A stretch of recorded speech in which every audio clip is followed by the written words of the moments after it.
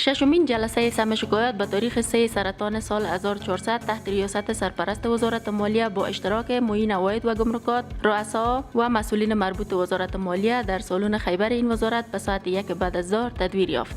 د دغه ناستې په لړ کې یو شمېر سوداګرو، پانګوالو او بېلابېلو قشرونو خپل ستونزې او شکایتونه د مالیې وزارت له رهبرۍ سره شریک کړل. د مالیې وزارت سرپرست د دوی د ستونزو او شکایتونو له اورېدو وروسته زیاته کړه چې د شکایتونو د اورېدو پروګرام کې هر څوک کولی شي چې د هېواد له ګوټ ګوټ څخه د مالیې وزارت له مشرتابه سره مخامخ په ازاده توګه خپل ستونزې او شکایتونه شریک کړي.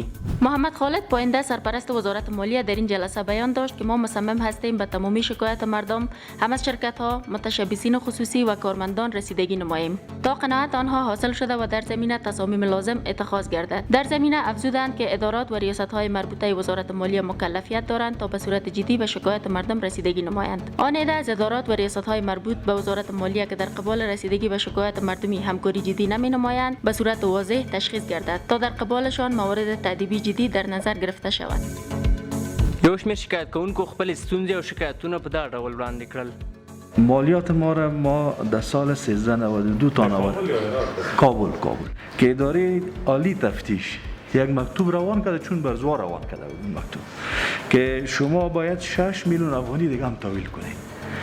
نه مدرکش معلوم است نه کدام دیگه قضیه. ما رشته کردیم تا آخرش که موضوع را اندر صاحب شخصا به دفتر ما اطمینان بده. تو نگیره باز مکتوب از بسیار تشکر جناب وزیر. این میده که لطف کنین یک شش قسط داده بودین امورا به می سیستم قسط بدین این و این از 98 تا 99 و از 97 ما سخت از این عملشون خوش هستیم و این مردم ما روحیه میده تا اینکه ما مالیات بدیم، دولت خود حمایت کنیم و دولت ما واقعا رو به بهبود است تا که نظرات مردم باشه. اینمی حکومت بهبود پیدا میکنه، روند کار سرعت پیدا میکنه، مردم علاقه میگیره و از خرد و کلام دارای یک عزت و یک افتخار و یک وطن دوستی میشه. به همه خوب است این پروسه.